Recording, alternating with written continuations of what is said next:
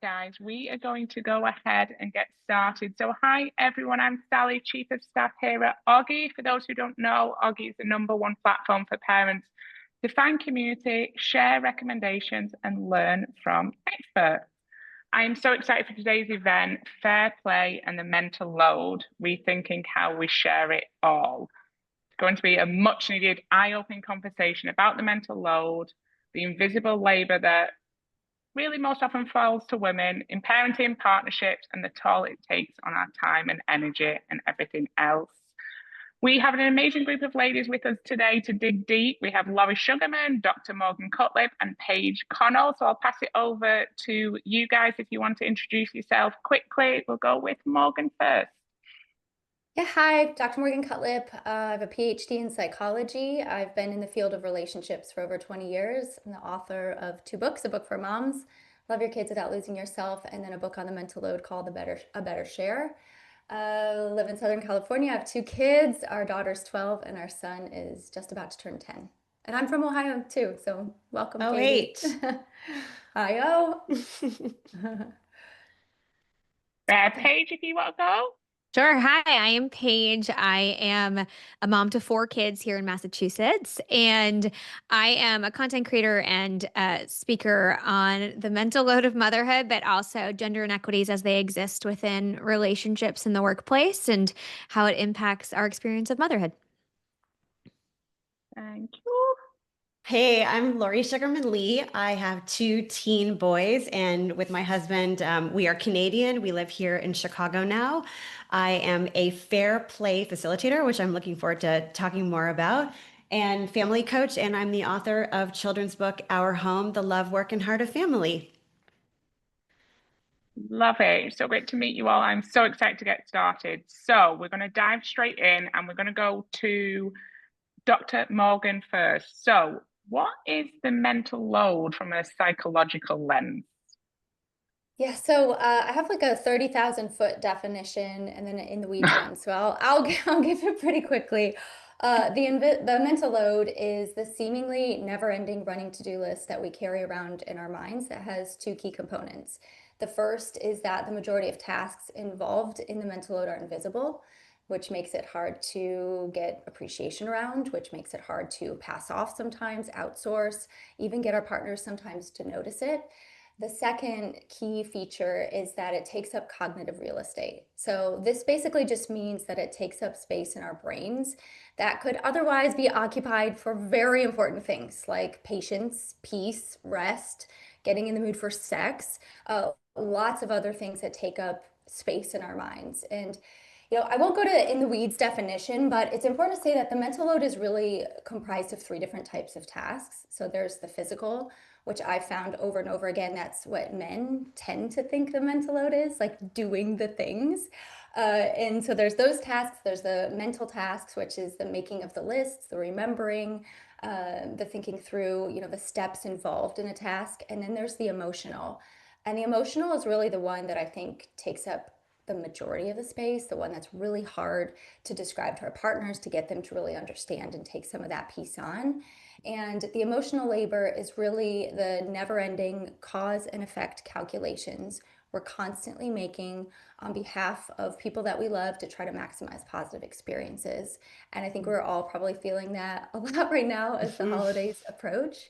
And that one is really tricky because, again, it's hard to hand off. And if we don't trust our partners to make those calculations in the same way, it's hard to trust them to take over some of these things. So I'll end it at that. I know everybody here has like a lot of good stuff to add to the definition, but yeah, gets us started. I'm so excited to dive. Everything you said just resonated with me, so I'm so excited to dig deeper.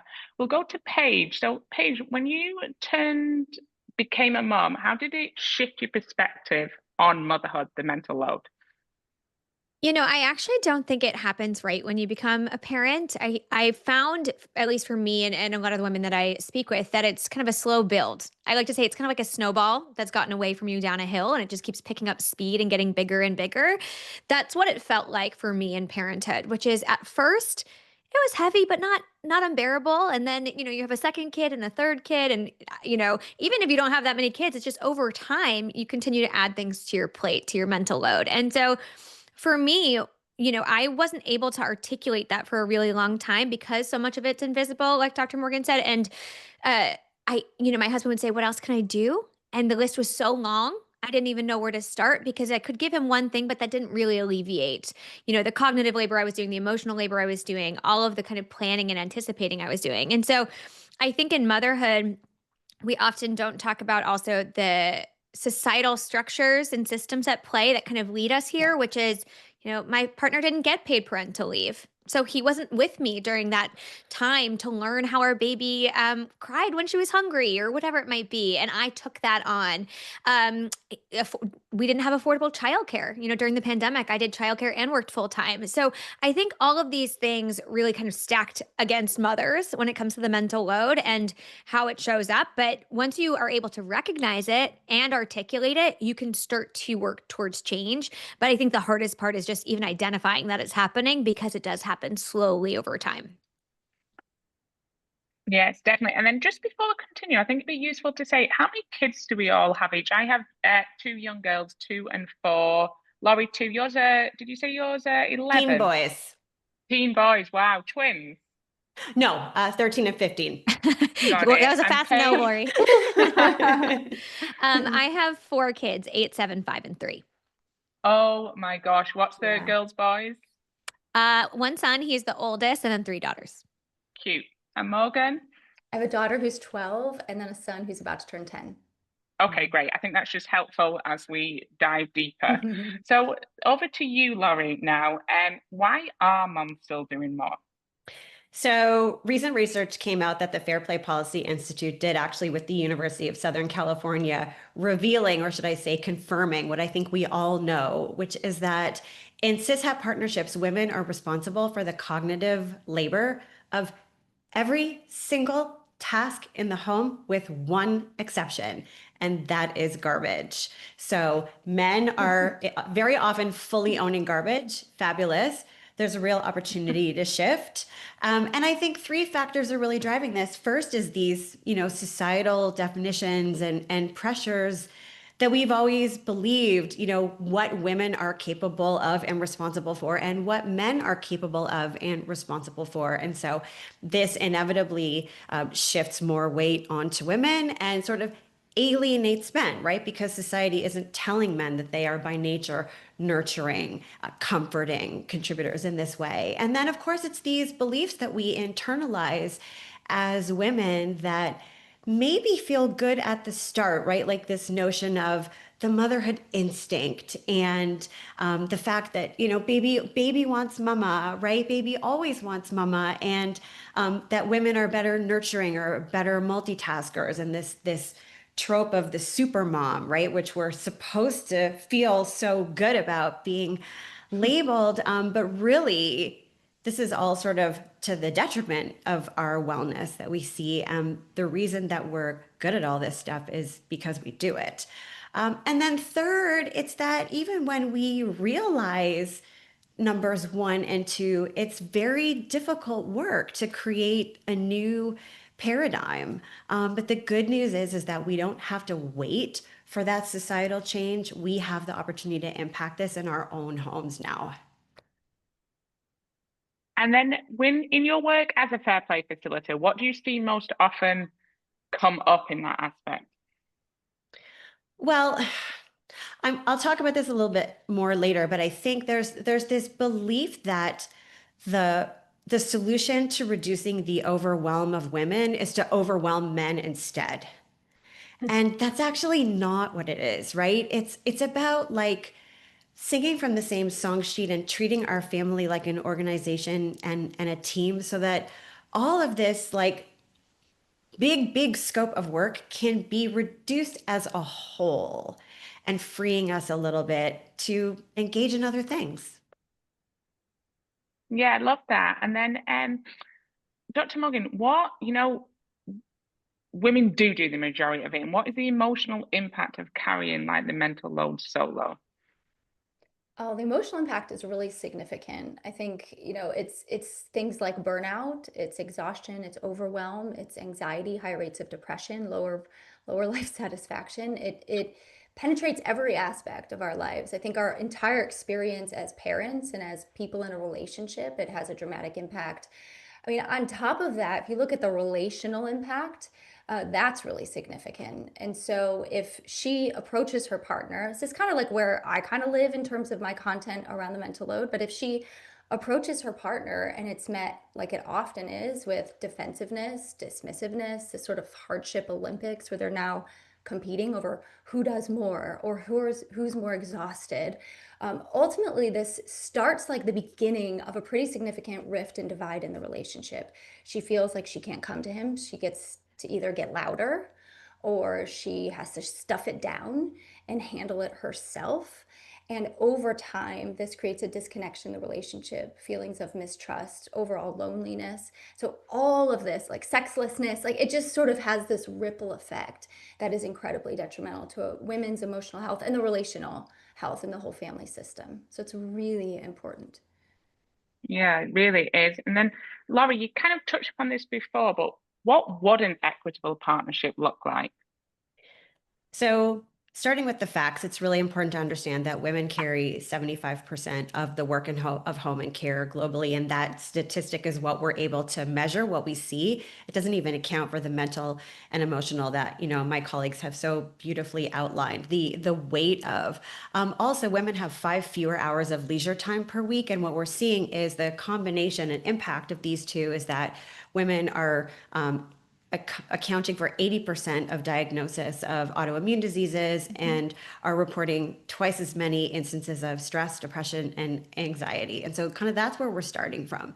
But the goal in addressing that, and you use the word equitable, it's so important to understand the difference between the word equitable and equal. This is not about like suddenly pushing to a 50-50 solution.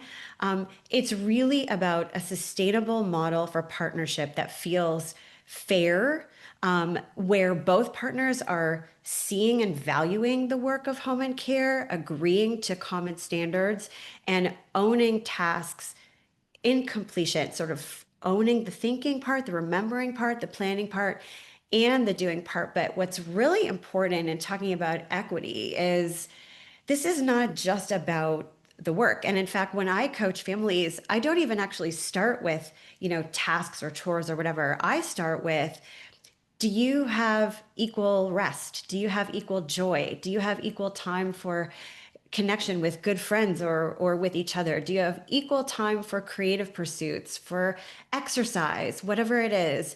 That is at the sort of the center of all of this need for, protecting and placing boundaries around our own wellness.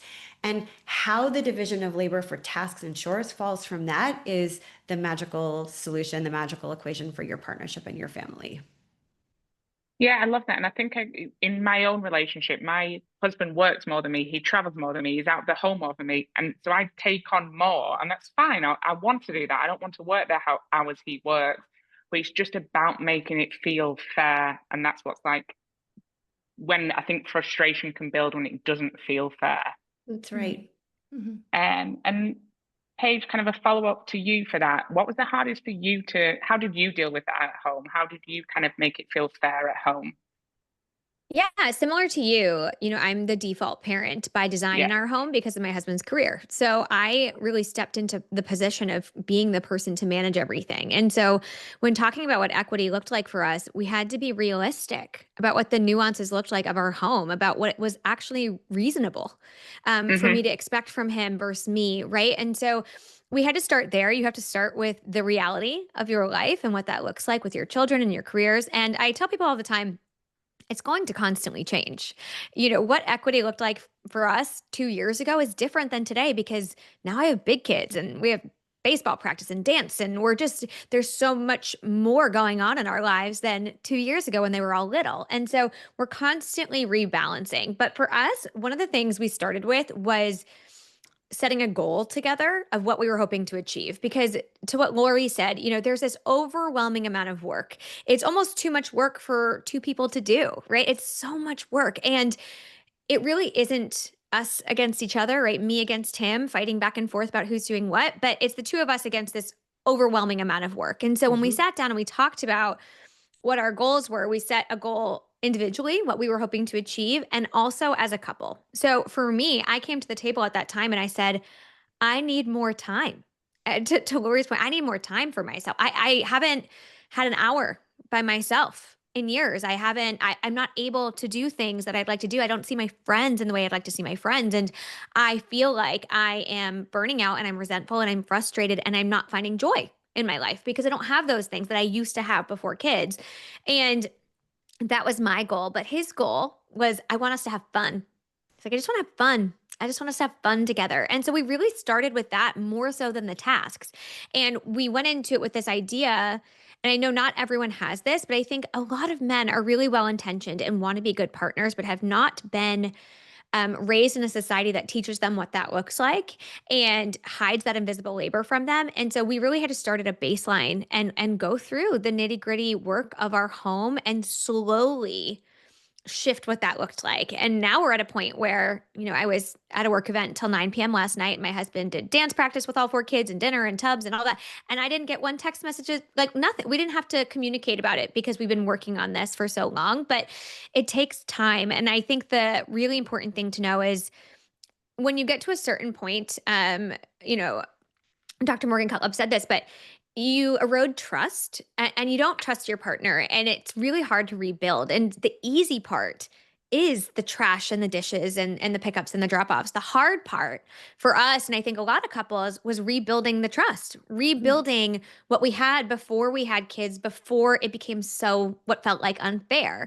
And that takes a little bit longer. And for us, I think it probably took us about a year to 18 months to truly get back to where I felt like, okay, we're on solid ground, almost back to where we were. It's not the same, right? It looks different than it was, but the actual housework was easy. It was really that other piece that takes a while to rebuild, but is so valuable once you do it, because now we have such trust in one another and in our parenting abilities that we're not questioning each other day to day when it comes to kind of navigating these logistics. And can I add one more thing? You guys are saying such great stuff, and I'm totally in alignment. I think one more thing I'll just add that I think is important to acknowledge is that fairness. So like fairness is kind of what I tend to talk about as being the metric, because feelings of unfairness are where resentment and starts to sort of like take root. But fairness changes all the time. It's a moving target and it's completely subjective.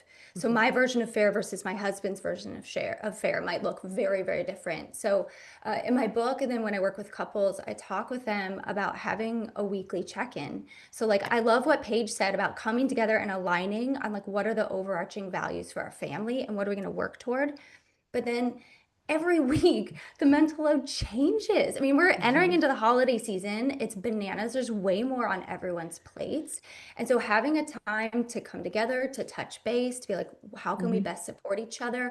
Are you feeling like things are fair, or is that shifted and now we're sort of in this unfairness zone and we need to make some adjustments to, can be really helpful, because seasons of life continue to add more to our plates, and we have to have a way to regularly touch base, make adjustments without it being like this big ordeal in our relationship where we're like battling through the defenses and all of these other things. So if we can normalize that practice, it saves us a lot of that erosion of trust or that building of resentment that can often accompany an unfair mental load. Yeah, I love that. And I know Lily, Augie's founder, her and her husband try and meet once a week to talk through the tasks they have to get done that week. And I think it's a great idea. And then adding on to what you, Paige, said, you're giving me hope, because the thought of going on anything, evening out for dinner, a work event, it would be a military operation for me to be able to leave. It really would be for me to be able to leave. I'd have to tell my husband what to, and not because he doesn't care, just because he doesn't know. And it gives me hope that, I mean, you've got 4 kids, I've only got 2, that we can get there. So thank you.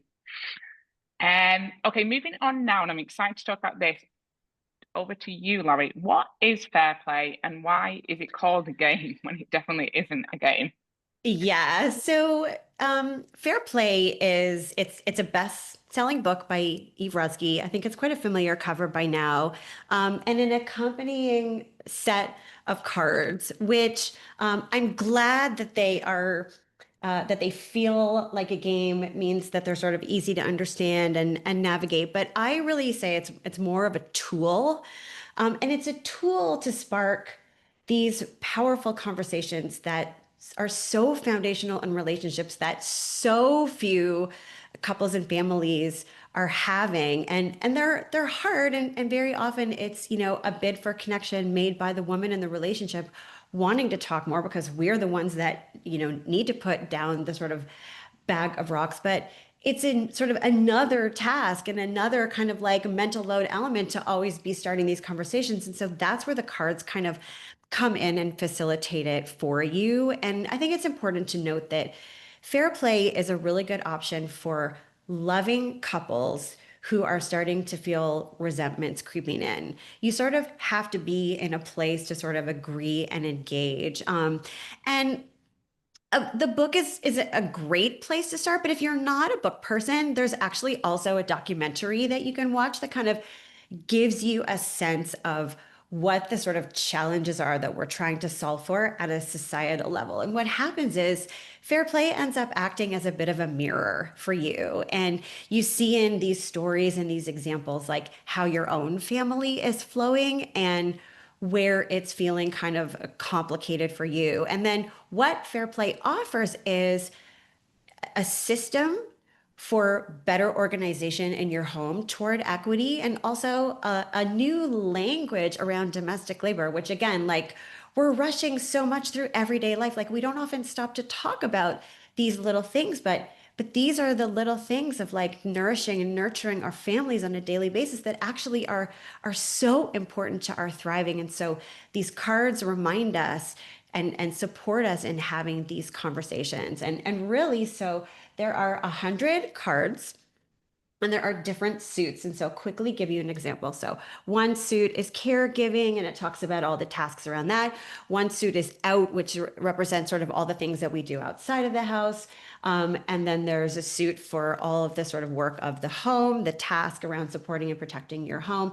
And then there's things like magic, which we've been talking a lot about this call, related to like making the holidays special and, you know, the tooth fairy and all those things. And so where this is a really powerful tool, because there are 100 cards, and you would use maybe 60 of them if you didn't have kids. But I think most of our audience today probably would take a look at all 100. And there may be more that apply to your family, but this is just sort of the basic. And what it does when you lay these cards out on the table, you kind of have this like, holy cow moment where you're like, we are doing so much, as Paige just said, like it's too much and it's all the time. And you might notice that some of the cards have like a little coffee cup logo in the corner, which indicates that it's a daily grind test, so something that we're doing all the time. And so really it's an opportunity to make so much of what is invisible, right, visible. And it ends up being a shocker for sure to the male partner for the most part. But, you know, even to me, the first time I saw it, I was like, oh my goodness. And so from then you start to talk about the tasks, like, and by the way, it's a great opportunity to see things that you want to stop doing, that you want to release from your lives, because the nucleus of fair play is go back to your values. What's really important to you? What is critical in how your family thrives? And what are you doing maybe because you think you have to, or because you're worried that you're going to be judged if you don't, or whatever? And so it's just really like a guiding sort of factor for these conversations around your values. And then it gives you a chance to discuss with your partner, what are our standards? Like, what do we really care about as it relates to this task? And then you're going to find out if you're aligned or if you're not aligned. And if you're not aligned, it gives you the opportunity to dig into like, why not? Like, oh, maybe we were raised differently, or we had different sort of family structures growing up, or we have different cultural backgrounds, whatever it is. Like, this system becomes the bridge for these conversations. And then when it comes to the tasks themselves and the division of labor, you have a sense of like, what's important, what you're going to be doing, and then understanding how you're going to divide the tasks such that the weight feels fair. You know, there's a lot of tasks in here that are like monthly tasks or annual tasks. They don't have the same weight as something like getting the kids up and out, fed to school every day. So it's just really, again, like a visible scope of everything that your family has to tackle, and a tool for helping you have the powerful conversations around how you want to get it all done together fairly. It really is, and everyone who uses it just says how illuminating it is for everything That's a that's great going word. on. Great word. Yeah. And then, Laurie, often I hear, and I believe you're going to say this is wrong, but often I will hear my friends of mine talk about, oh, I won fair play, and my husband lost for fair play, and I won by a mile. And that's kind of like the wrong Really? language. Yeah. Not often, Yeah. I'd probably say a handful, probably. And that's a wrong language. So the way that I would frame winning fair play is, I mean, first of all, there's 100 ways to win, right? If you engage in a conversation that you haven't had before, that's a win. If you tackle, one card, that's a huge win. If you learn something about your partner that you didn't know before, that's a huge win. If you have a conversation about a task that leaves you in the position of being able to fully release that task, and this word that's come up so many times, this is the crux of it, right? It's trust, right? If you trust your partner, and if you've had the conversations around your shared standards, around the steps in doing this task that makes you feel like safe as somebody who maybe felt ownership of it before, and you can actually take a step back and then reclaim that time for yourself, that's a win.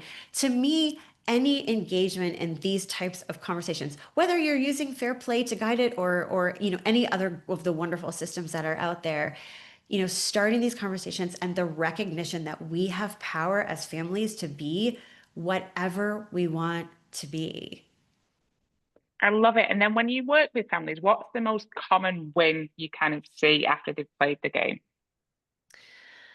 I mean, again, the win is the sort of connection. It's a win if families see this not as a game, not as a competition, but as an investment in the wellness of their family, the wellness of their partnership, and their own health. And I think Paige said it really beautifully before, which is, if you can leave this process understanding that it's the two of you against the stress, right? Yes, love it. And as Dr. Morgan said too, you have these sort of weekly connections, ideally, right? It's not always possible, but that, allow you to connect on all these things that are going on and position yourselves as a team, like, against it. Yeah, I love that. It's about how you can make your family stronger. And that's a great way of, love it. We're going to shift gears slightly now to talk about identity and resentment. And ladies, correct me if I'm wrong, I feel the resentment happens a lot. It happened a lot for me when my kids were first born, when we went from being, childless to then having kids. But Dr. Morgan, what is a sign that a parent's losing touch with a sense of self? I guess a mom, really. Yeah, I think it's sort of like this overall kind of disassociation from self that we do so quickly and so well, especially when we become mothers. We've been socialized to self-sacrifice for the preservation of our relationships. And so we kind of just quickly step in line. We put ourselves on the back burner. We exist there for a long time. I talk about women as the bounty quicker picker uppers. We start absorbing all, because we're so absorbent. We absorb all the tasks along the way. That makes it even harder to come off of the back burner because we feel like everybody's needs need to get met before ours. And so we get really comfy there and we can remain there a long time. So if there's actual these tangible signs, I'd say one of them is when you get a moment alone and you actually have time that you can do something for yourself with this time. Do you actually know what to do? Do you actually know what you need? I find a lot of times moms get that minute alone and they don't know how to spend it. Do I read a book? Do I take a bath? Do I organize the closets? Do I clean something out? Do I go grocery shopping? What do I, oh my gosh, I don't even know what moves the needle for me anymore. And so we become so disconnected from our needs that we can't figure out how to meet them because we don't even know what actually does it for us anymore. So we have to increase regularly, I'm big on these sort of check-ins, whether it's a check-in with your relationship or a check-in with yourself. We have to increase our overall self-awareness. Throughout the day, can you do a quick scan? What am I thinking? What am I feeling? What do I need right now? What's going on with my physical body? That's another area that shows up often. I mean, Lori mentioned the incident of autoimmune disease in women. It's incredibly high. And I mean, I even think back to early motherhood for me. We had some like wild circumstances in terms of my entry into motherhood. But I think I had back pain for like 3 years. I was like, I'm sure it's just carrying the baby. You know, of course, it was like, we're just disconnected. We got to power through. We have to white knuckle it. And so, our physical body will really start to talk to us. And then it will start to scream if we continue to ignore it. And so that's another area where this sort of separation from self will show up in some really powerful ways. Yeah, I love that. And Paige, I don't know, tell me about you when you had kids. Did you feel like you lost your identity a little bit? And if so, how did you get it back? Sure. I mean, I became a mother 6 months before a global pandemic. So I think we all lost our identity a bit, unfortunately, for better or for worse. But motherhood obviously exacerbated that. And then, you come out of it and you don't know who you are, right? The world opens back up. I've spent years caring for little kids and working from home and not seeing my friends. And, I didn't know what I wanted to spend my time on. If you'd asked me before kids, it's like I go to Pilates 3 times a week and I see my friends this many times a week and I do all these things and I travel and I love to eat. And I got to a point where I used to say, like, I could care less what I eat. I don't care. I don't care what it tastes like. I don't care what it is. I am so burnt out from thinking about food and making decisions about food for everyone else that you could hand me a cracker and an apple and I'm fine. Fine. I will eat anything. Right. And I think that was for me, it's like I am so burnt out. I am so exhausted. I have such decision fatigue that I don't even know what to do with myself. And when I said I wanted time, part of those like early days of getting that time back for myself was figuring out how I wanted to spend it. Do I want to just aimlessly walk around Marshall's? Do I want to go to a yoga class? Do I want to get dinner with my friends? Like, what does that look like for me? And, you mentioned the winning of fair play. My husband and I, our journey started with doing fair play. I heard Eve on a podcast and it was like a light bulb, like somebody was saying what I needed to hear and putting words to the experience. And I tell people all the time, it wasn't the end of our journey. It was the beginning of our journey. And it wasn't the only thing we did. I love Lori calling it a toolkit because, fair play doesn't teach you necessarily how to find time equity, right? How to like really, when you're reading the book and doing the game, like that's something you have to put time and effort into. And for me, I was so resentful of my partner. And what happens is because you already have this kind of like underlying coursing resentment or frustration or distrust in your partner, when something small goes wrong, it feels so big. It feels weighted, right? They didn't empty the dishwasher and it feels like they're telling you they don't care. And I know that's not what you're saying. Like, I remember saying to my husband, I know that's not your intention, but that's what it feels like to me, that you don't see me, that you don't care about what I'm doing here or the impact it has on me. And that is really hard to kind of communicate and walk through. And what typically happens is instead of having that conversation, we have a fight about the dishwasher. And it's like not about the dishwasher at all. And I think that's the hardest part about this resentment, which is when you're in it, it's very hard to articulate it to your partner because there's so much emotion involved and so much at stake, it feels like, right? So for us, once we started having open, honest conversations about these things and taking that pressure off, Dr. Morgan said, like, take the pressure off. If you talk about this every day, every week for years, it doesn't matter anymore. I can say to my husband, not that it doesn't matter, but I can say to my husband, hey, you packed the kids' snow gear, but you forgot to label it. That's really important. The school makes you do that. That's not a fight. That's just a conversation. And now he's going to label it. And then next year he'll remember that they all need labels, right? So there's no longer this added weight to the logistics of living our lives the way there was when it felt really, really unfair. And so, I think having these conversations over time really equips you to navigate them long term and to constantly be adjusting to the needs of your life, which is always changing. And then you could also work in those conversations about your time. So for us, that honestly looked like, because we have 4 kids, because we both work, blocking time on the calendar that says like Paige is not home. Paige is at yoga on Mondays. She leaves the house at 6. I don't come home till 8:30. My husband does bedtime and that's my protected time. And Dr. Morgan said something about putting ourselves kind of at the bottom of the list or becoming martyrs for motherhood, right? Like just taking it all on. And I tell women all the time now, one of the things that I do is I put myself on the list. I'm on the list. I am just as important as the laundry or the lunches or the school play or the dance recital. Like I am on that list and it's so important that I am. And so I think that is also something that I encourage new mothers to do like as soon as they can, right? Like put yourself on that list. You deserve more than just time to take a shower. You deserve that. We all do. We're people outside of being parents. And oftentimes we can lose that side of ourselves. Yeah, I love that. And I think, when my husband will take over in the early days, especially of having two, he would come over and I'd be like, I need a break. And my break would be having a shower. That's seriously what my break would be. And then the kids just wanted me and they would start to lose it and they'd start to lose a bit more. And I was happy. I was like, I'm so glad he gets to see them losing it like this. And how crazy is that? But I genuinely would feel kind of like relieved that he could see somewhat some of what I was going through. And I think if we just do the fair play or have the conversations throughout, it then doesn't become this like, I'm happy when the kids are giving him a hard time. So yeah, I love that. Okay, now a question for each of you, and we'll just go through and you can answer. What is one belief or behavior you want to model differently for your children than something perhaps your parents modeled for you? And whoever wants to go first, just jump in or take a couple of seconds.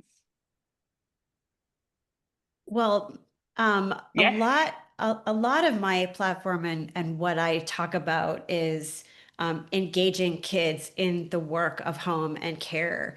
And I think that this is really the key to a future of gender equity and domestic labor is starting with kids now and exposing them not only to the scope of care, but how we position this care as beautiful and valuable and inherent to the wellness of our family. And also, removing from our vernacular these definitions of what girls do and what boys do. I mean, the reality is, I talked about the research, but these inequities of, leisure time and workload, we're seeing these inequities in girls as young as 8. And so it's really important to start young with the language and the energy that we use for the work of care and involving, I feel really passionate about involving boys in this work and letting them know how wanted and needed they are. Love that. Thank you. Paige or Morgan? Yeah, I think there's like so many, and I'm trying to nail it down to one that will be actually really helpful. But I think for me, my mom was adopted, and she was adopted by a family who ended up being pretty uninvolved in her life. So she was sort of like given up at birth and then brought into a family where she was pretty neglected. So she took all of these family experiences and translated them into just her fuel for change in her own motherhood journey. So I grew up with the 80s, 90s supermom. She was the PTA person. She was the homeroom mom for everything. She coached all my sports. The first speaking event I was at in California, she came. Like she's just, still attending my extracurriculars. Like she's next level. And when I entered motherhood, I sort of took that template without any examination and I just slapped it on my own expectations for myself. And my life looked very different than my mom's. And I didn't identify that right away, but I couldn't figure out why I was always feeling like I was falling short. I had so much guilt, feel like I could never do enough.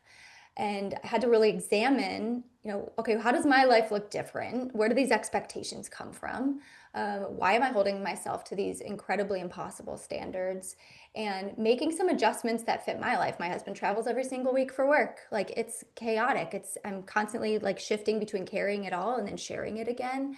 I don't always have a partner who's there to help me with logistics. I work also.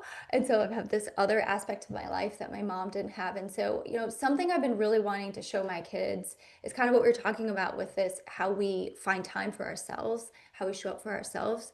And that, mom, me, Morgan, is an integral part of this family. And my health and well-being is in many ways foundational to how we function. And so it's important that I'm able to pursue also, I have to go first all the time. I say this, you don't have to go first as a mom, but you have to take a turn. And so, you know, my ability to pursue a passion or to write a book or do these things that are really important and valuable to me are also important to the whole functioning of the family. And so modeling that, we explicitly talk about it. You know, there's a lot of sacrifices that are involved when I've done things throughout my life that involved more time from me, especially given my situation with my husband and how much he's gone. But that's become a very just important conversation for our kids to participate in, and to talk through, and for me to show them that, you know, my fulfillment is important too. And yeah, I self-sacrifice all the time for our family, and I'm happy to do so, but also I'm going to take my turn as well. And that helps me show up as a better partner, as a better person, as a better mother. And that's really incredibly important. I love that. It's kind of like you can't pour from an empty cup, that kind of thing. Thank you so much for sharing. And Paige? Yeah, you know, it's funny. I grew up in a home where, you know, every woman I ever knew worked and had children, and childcare was a big part of my childhood, right? I had nannies, and all of that was very normalized for me. So entering into parenthood, I didn't struggle to want a support system, which I think can be a big struggle in this conversation of kind of like asking for support. I wasn't afraid of that dynamic, but what I didn't recognize, and Lori alluded to this in kind of the fair play method, but I didn't recognize how different my experience had been to my partner's, right? And how different, and not that he wasn't held accountable to things, but I was a child who was raking leaves and washing the walls on Saturday with my mom, and like very in the weeds of caring for our home. My parents really felt like, you live here, you help care for it. Like if I'm shoveling, you're shoveling. We're all doing this together. And my husband came from a home where the parents really did everything, and they were not really responsible for that. They didn't wake up to a chore list on Saturday morning or those expectations.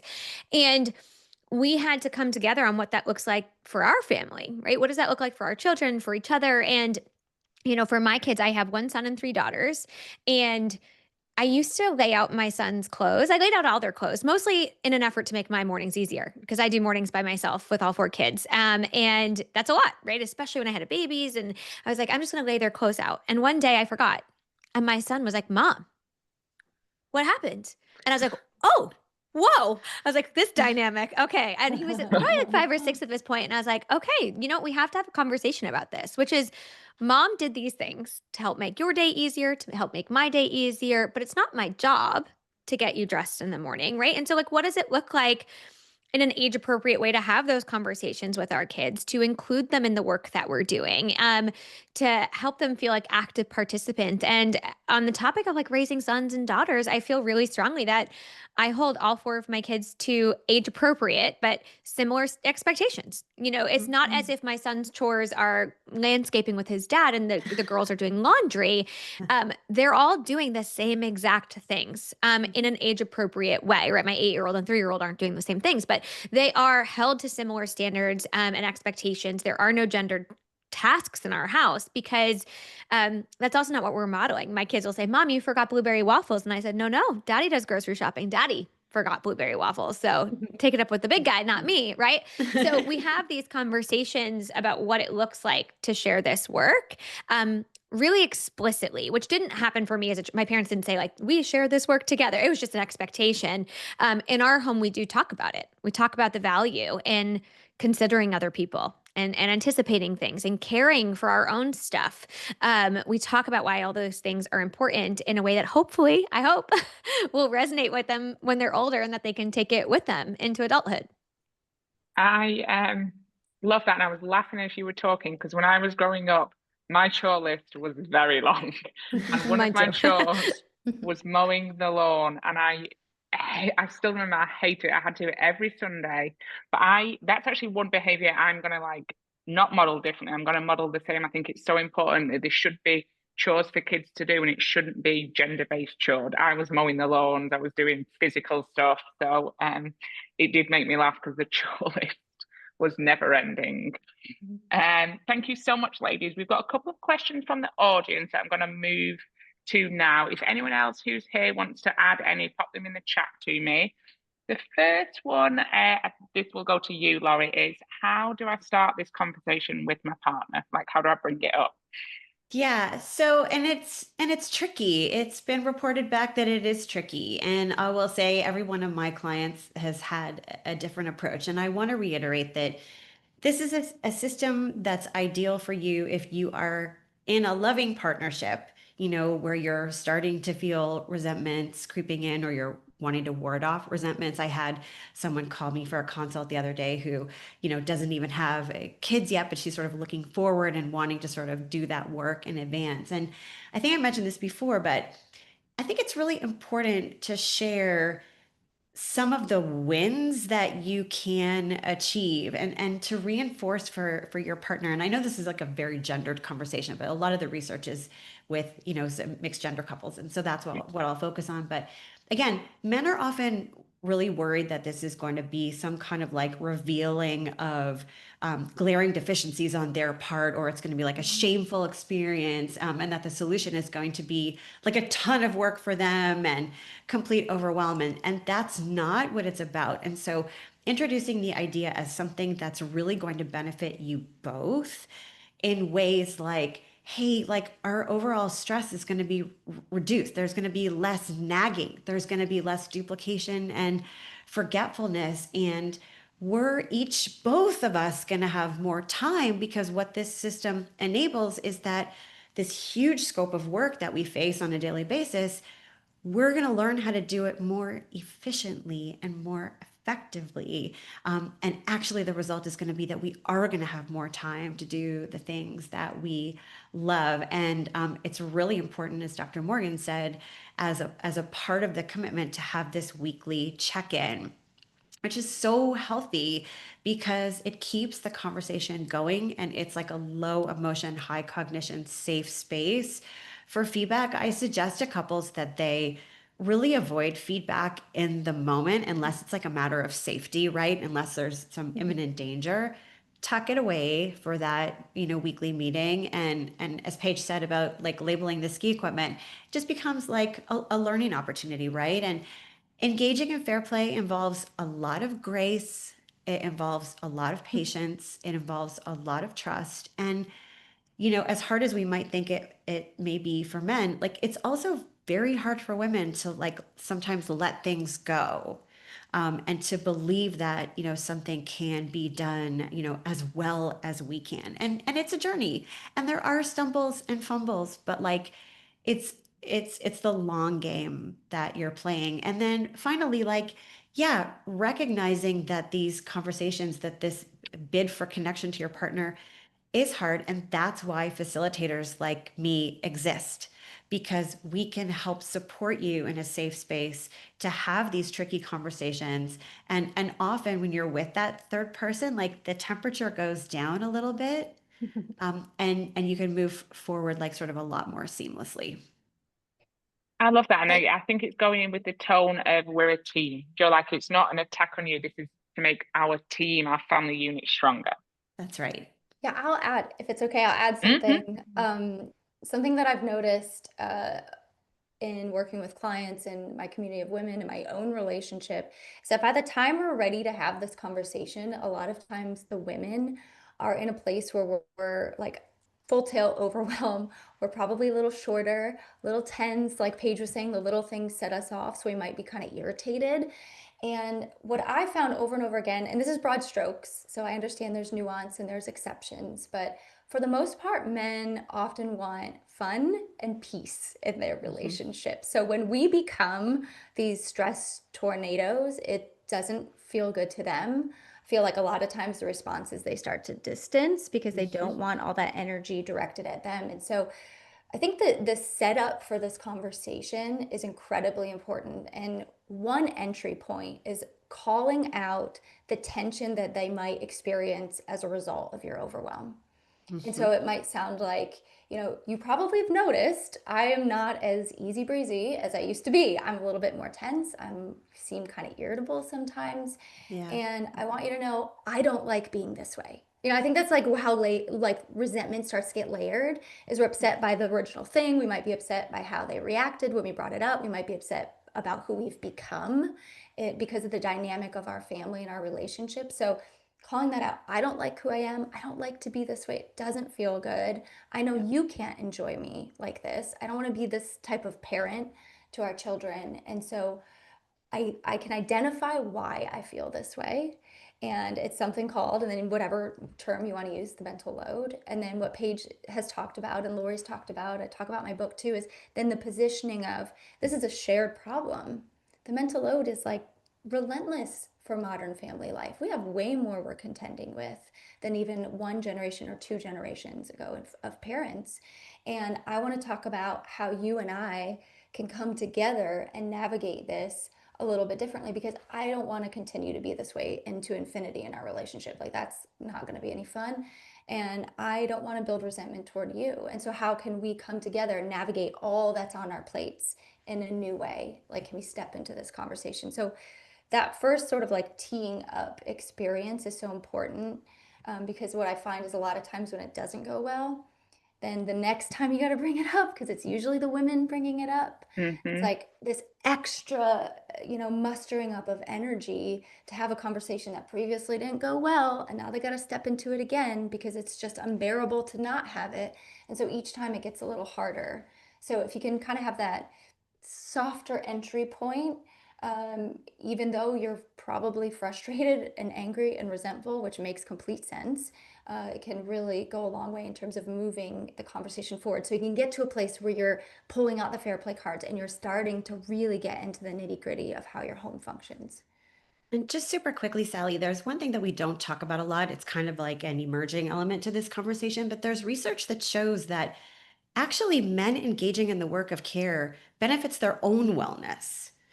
And so it's something that I think, men have been so sort of like alienated and pushed to the side, and they wait to ask to be welcomed in or ask for help or whatever. But there is research now that tells us that, men's wellness is impacted positively by their engagement of care. And of course, children's wellness is very impacted by men's engagement. So hopefully we can talk about that more as well.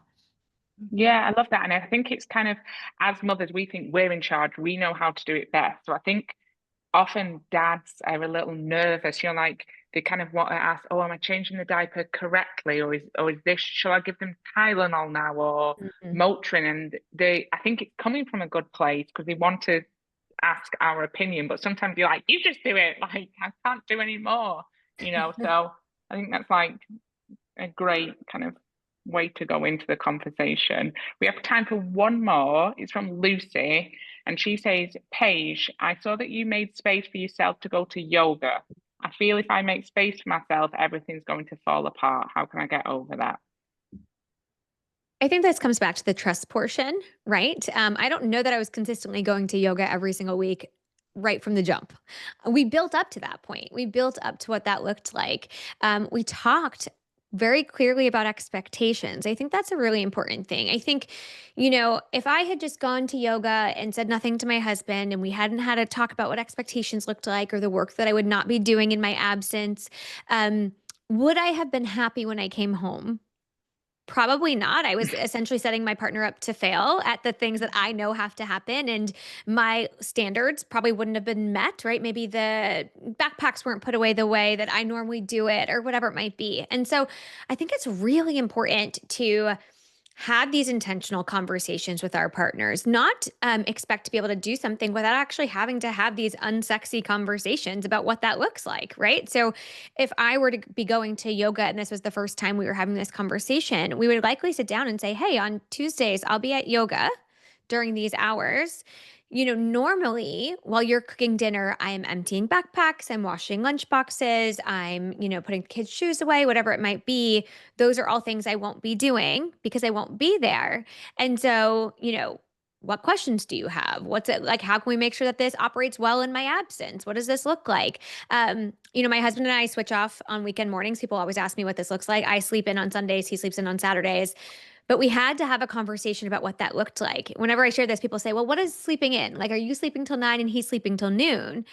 No, because we had a conversation about that well in advance of what this would look like, what the expectations were, what the person who's awake is doing. Are you packing the bag for soccer? Are you feeding them breakfast? Are they dressed? Is the girl's hair done? Right. So I think It is very easy to feel like the world will fall apart without us. But if you are with a willing and able partner, to Lori's point, we're in a loving partnership with a willing and able partner who wants to do this work, then we actually have to have these conversations and put in the reps too. I think there's this layer of frustration that if the first time it happens, it doesn't go well, that you can't do it again.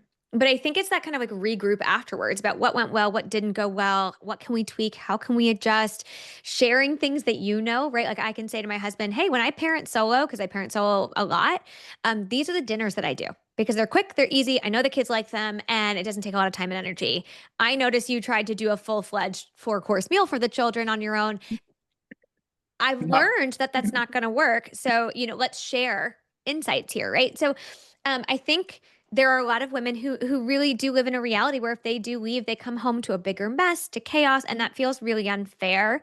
But if you have that partner that you can trust to have these conversations with, I do think it's really valuable to set expectations beforehand, have those conversations beforehand, and agree that you're both going to go in with good intent to make sure that you can enjoy your time at yoga because again, you deserve that time and you deserve to come home not feeling like you have to clean up a mess that was left in your wake. I love that, and I'm sure it answered Lucy's question. Morgan, Laurie, Paige, thank you so much. This was so validating for me, and I know it will have been for the many parents who joined. It was wonderful. Thank you for your time, your expertise, and your vulnerability. We appreciate it. For any of our Auggie community who joined late, this has been recorded, so you can catch the replay in the app, or if you just want to watch it again, you are more than welcome to. I hope to see you all again soon. Thank you so much. Have a great rest of your day, and happy Thanksgiving. Happy Thanksgiving. Bye. Thank you. Bye-bye.